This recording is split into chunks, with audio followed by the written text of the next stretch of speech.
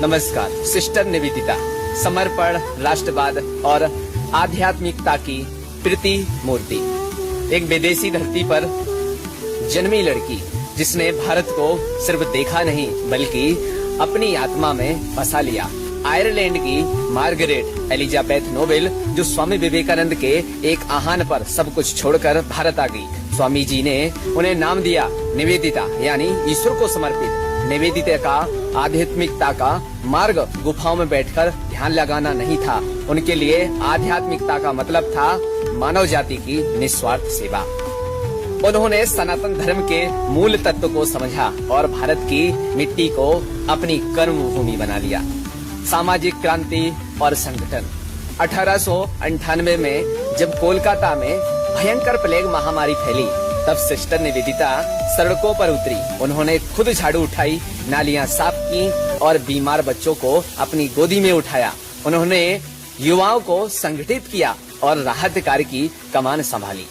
उनका मानना था कि बिना शिक्षा के समाज का उत्थान असंभव है, इसलिए उन्होंने रूढ़ियों को तोड़कर लड़कियों के लिए स्कूल खोला। वे खुद रूढ़िवादी परिवारों के घर जाती, माता पिता को समझाती और लड़कियों को स्कूल लाती।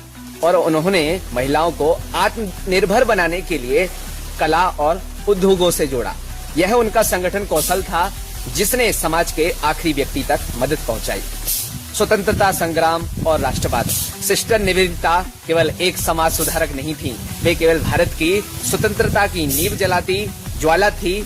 1905 के वंग भंग बंगाल विभाजन आंदोलन में उन्होंने अंग्रेजों के खिलाफ खुलकर आवाज उठाई। उन्होंने भारतीय युवाओं में राष्ट्रवाद का ऐसा मंत्र फूंका कि अरबिंदो घोष, बाल गंगाधर तिलक और रविंद्रनाथ टैगोर जैसे मनीषी भी उनके विचारों के कायल थे। उन्होंने देश के वैज्ञानिकों और कलाकारों को बढ़ावा दिया। जब अंग्रेज सरकार ने वैज्ञानिक जगदीश चंद्र बोस की मदद रोकने की कोशिश की, तो निवेदिता ने उनके शोध के लिए फंड का इंतजाम किया।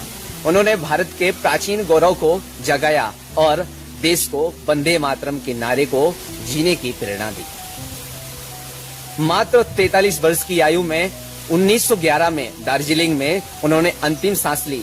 उनकी समाधि पर लिखा है, यहाँ सिस्टर निवेदिता विश्राम कर रही है, जिन्होंने भारत को अपना सर्वस्व दे दिया। आज जब हम एक सशक्त और आत्मनिर्भर भारत की बात करते हैं, तो सिस्टर निवेदिता का जीवन हमें सिखाता है कि राष्ट्रवाद केवल नारों में नहीं बल्कि कर्मों में होता है। आइए उनके इस महान समर्पण को प्रणाम करते हैं और अपने राष्ट्र के प्रति